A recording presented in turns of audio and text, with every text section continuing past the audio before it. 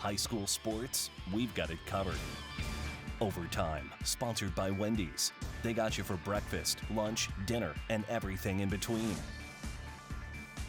Hello and welcome to Overtime. I'm Scott Leber. He is David Greenberg, and it was a long 3-month break since our last Overtime show way back in November when the IHSA hit the pause button on all sports. But high school sports are back, folks, and basketball season is in full swing, but far from the typical basketball season, David. Absolutely. It's a 6-week season with no state tournament. Teams are cramming in as many games as they can in those 6 weeks. Our goal is to keep it all covered for you, so while the basketball season lasts, we'll be here each Friday night at this time. And tonight we're going to be talking Nick 10 hoops with East coach Roy Sackmaster about the new divisional setup in the conference. We'll also spotlight the defending Nick 10 girls champs, the Auburn Lady Knights. But we start off with Big Northern boys basketball. And David, the Lutheran Crusaders have a heck of a team. They really do. They're so impressive. They brought almost everyone back from a 26-win team last season and have burst onto the scene this season with 3 lopsided wins.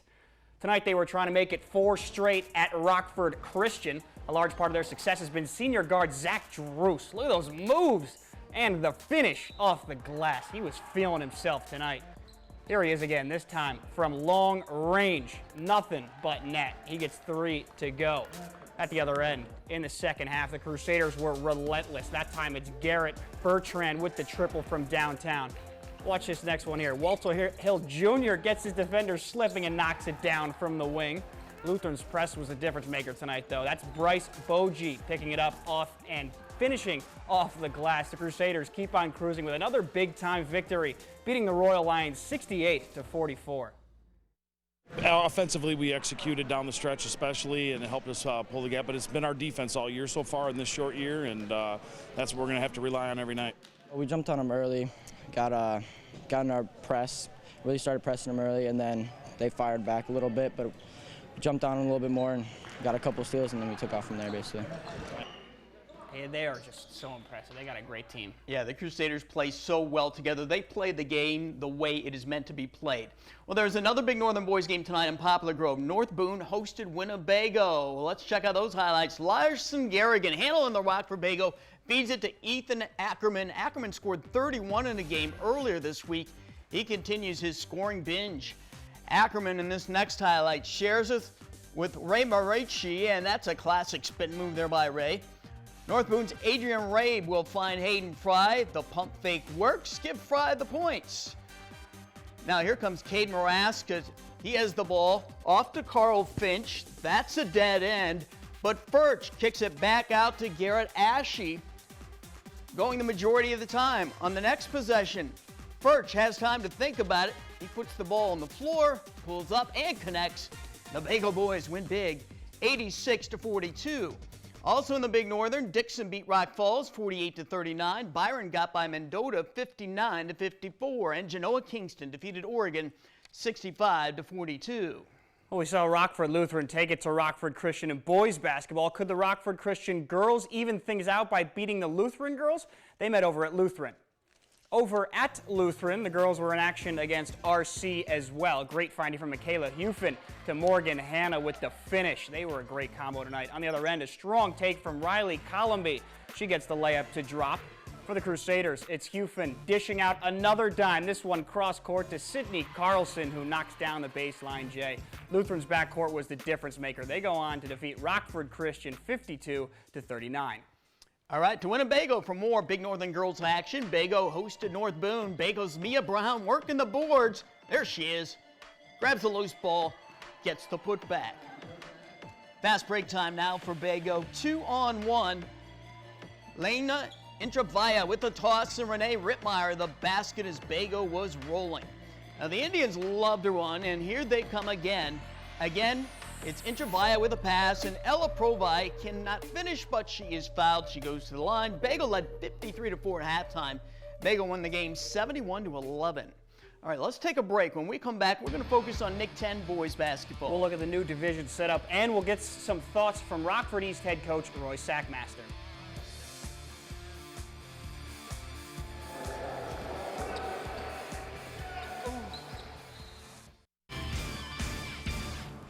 Welcome back. Well, nothing is normal in high school basketball this season, especially in the Nick 10. Yeah, for the first time, the conference has been divided into two divisions. The schools were separated by drawing names out of a hat. Division A has Auburn, Belvedere North, Boylan, Freeport, and Harlem. Division B has Belvedere, East, Guilford, Hononegah, and Jefferson. At the end of the season, the two division leaders will square off to decide the conference championship. The rest of the teams will also play, so the second-place teams will go at it, the third-place teams, and so on. Now, earlier I talked by Zoom with longtime East E-Rabs coach Roy Sackmaster about the new setup. Roy, first of all, how do you feel about this setup? I know it was thrown together pretty quickly, but you've got a 13-game all-conference season. You got two divisions now. What are your thoughts on how that's going to play out? A lot of different emotions right now. Overwhelmed. Seems like, everything's happened so quickly. And, as coaches, it feels like we're doing a lot of things very quickly to get ourselves ready for game start next week. Anxious, just that we're ready to get out there and play. It's kind of odd, odd feeling starting practices in the month of February. It's kind of an odd feeling those first couple nights, but just excited. I'm excited for our kids. I'm excited for just high school basketball fans in general, so that we can just kind of get this sense of normalcy coming back to us a little bit, even though it's going to, have a different look and feel with inside the gym when we play our games this season. So there are 5 teams in each division. I don't know how closely you've studied it, but just on paper, and the teams were picked just on a random draw. So there was no geographic settings or boundaries or anything like that. But just from what you know on paper of these teams, how balanced do the two divisions look? I think it worked out pretty well. I think that it's going to be pretty competitive. I think there's a lot of parity that's going to be going on with the conference in general. But just kind of looking at it from what I know and what teams have and kind of who's left over, and some guys have left some schools and all that. I think it's going to be pretty balanced divisions. I think it's going to be a fun race that's going to come all the way down to the end to see who can get that top spot for that crossover game play for the conference championship on that last night of the season. Typically, you would play 2 games a week, 2 conference games. Now you're playing 3 a week, so you have a little less practice time. So how much more pressure does that put on you coaches to maximize what practice time you have to have your guys ready to go? Yeah, it's going to be tough.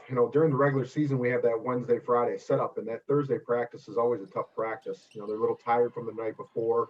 You can't really push them too hard because you need to kind of get them to rejuvenate and get re-energized for that next night. So it's one of those things where you kind of get them up and down a little bit, get a little of the sweat of a practice, but it's almost kind of a walk through, more of a lot of talking during that practice to just kind of go through the things that we need to do. From an X's and O's standpoint and a strategic standpoint to get ready for the opponent. So it's going to be a nice routine of having the Monday, Wednesday, Friday practices with the Tuesday, Thursday, Saturday games to follow. I think that sets up pretty nicely. And I think it's going to go by very quickly. It's going to be quite the grind in that short amount of time, but it's going to be a nice routine that we're able to get in. And it's going to just be a matter of, I think in the beginning here, especially, the teams that have a little bit more depth and those teams that are a little bit better conditioned and a little bit better shape are going to have an advantage here to get going. Let's focus on your E-Rabs just a little bit. Has everybody shown up who you expected to show up? Have you had some guys maybe opt out because of COVID concerns, or players who are more committed to other sports that may be overlapping a little bit with basketball, so they didn't decide to come out? Where does your team stand? We have most of our guys back. We do have one kid that played significant minutes for us last year that he's having a hard time with everything, and so unfortunately he hasn't been around yet, and we're trying to get him around. For these kids, I think the biggest benefit for this is going to be what this is going to do for their mental health and their socio-emotional well-being. There's a couple kids that we had to kind of talk into coming out, and you never thought that you'd have to do that with these kids. They've been in this holding pattern for so long, to where they're comfortable with it, to where they're even having some issues of just getting back and get going and get back and having a normal life again because they've been at home for so long. But overall, we've got most of our guys back. Do you anticipate players and coaches to have the same drive to win and succeed this year, or is it more going to be a little less, not so much gas on the pedal? Everybody's just happy to be playing ball and participating. I think you're going to try to find that balance. As a coach, you're going to try to keep things in perspective that this is a season in which, the big picture here is for the kids to be able to take something and be able to have, enjoy their experience of having it. At the same time, we are playing for a trophy. I do like the fact that because of the divisions and the way this is set up is that we will be playing for a conference championship. So I think as the season goes along, I think you'll find some of these teams that may not find themselves in the thick of it towards the end. They'll really try to focus more on making it a positive experience for the kids. And then for those that are coming down to the wire, us as coaches, we do this, and we got the competitive blood in us and the competitive juices are going to get going. So I think when it comes down to it, I think you're going to see that come out a little bit. And I think it'll make it fun, though, when that does happen. Tell you what, I like the model the Nick 10 came up with. I think the two divisions are pretty balanced, and I like the concept of a one-game championship. Yeah, it could make it very fun. The one thing that could throw it all out of whack, though, is COVID, and already this week we've seen COVID strike. Someone on Hananiga's boys basketball program tested positive on Wednesday, so the Indians' season has hit the pause button for the next 2 weeks while the players and coaches are quarantined. Yeah, that's 6 games wiped off Hananiga's schedule, so it not only impacts Hananiga, it also impacts the 6 teams they would have faced. So there was Nick 10 basketball action Thursday night, and David, you saw a good one at Auburn. Yeah, it was a very good one. The Boylan Titans took on the Auburn Knights. The Titans got out to a really big lead early in the first quarter. That three comes from Tristan Ford. He was fired up after that one. Here's Ford again at the end of the quarter. Drives the lane, gets the layup to go with the foul. What a game he was having. But in the second half, the Knights fought back. Nice head fake from Darius Maxey. The drive and the finish. Final seconds of the game now. Auburn needs a field goal to tie. Who better to bring the bucket than Adrian Agee? The sophomore forces overtime. But in OT, Tristan Ford, the man that did it all in the first half, sealed the game. Boylan edged Auburn in overtime 50-48. Harlem opened up with a win at Boylan on Tuesday. The Huskies hosted Freeport Thursday. Freeport coach Thetford Jackson had his Pretzels playing well early. Junior Robert Smith here going to line up for 3, nails it. Jamarius Wilson on the drive, flips it off to Keegan Powell. He's going to spin, shoot, and score. And Kyrie Shirley, the QB on the football team, then spots Smith inside, and Smith's going to get another bucket. The Pretzels led by 9 early. But the Huskies, they got it going. Alexander Wilson is going to get a backside putback bucket. Dominic Dawsey goes in strong and gets the roll. Dawsey scored 16 points. Lathan Lewis has an open lane. He takes it. He scored 20 to lead Harlem. And then Dawsey on the break spots Wilson open. As Harlem won 74-59. So the Huskies are off to a 2-0 start in the conference. Also Thursday, Jefferson raised its conference record to 2-0, defeating Belvedere North 58-51. Guilford thumped Belvedere 60-27. The Nick 10 boys will be back at it again tomorrow. Auburn plays at Jefferson, Belvedere at Boylan, Harlem at East, Guilford at Freeport. Belvedere North was supposed to play Hananiga, but since the Indians can't play, Belvedere North has scheduled a non-conference game at home against Byron. Those games will all start around 1 o'clock. Coming up in a bit, we'll spotlight the defending Nick 10 girls champions, the Auburn Knights. But up next, we are back to the action from Friday night. We'll make stops at Pecatonica, Dakota, and Rochelle. You're watching Overtime on Fox 39.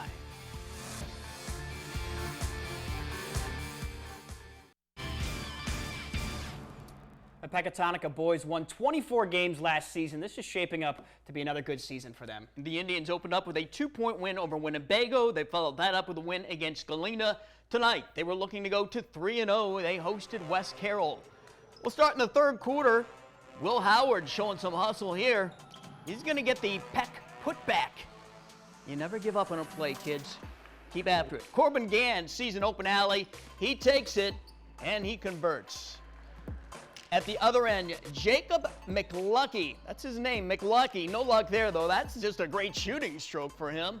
Pecatonica looking for more points. Check out Bryce Fitzenko, the reverse. Oh yeah, Bryce, that's going to get you on TV. That was Peck's bench bunch. The game was a blowout at halftime, so the starters got the second half off as Pecatonica wins big, 76-27.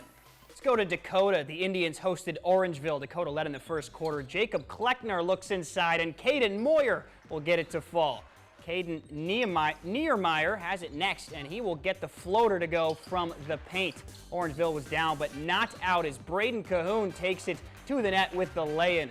The Indians were able to respond with the throw into Jacob Kleckner again, who puts it home. But watch these next two plays by the Broncos. Fast break down the court to Nathan Anderson, the slam dunk, and then a bad pass by Dakota. Zach Baker will scoop it up, and he jams it home as well. He was pumped, as was his team. That tied the game. Dakota wins a thriller, 39-37.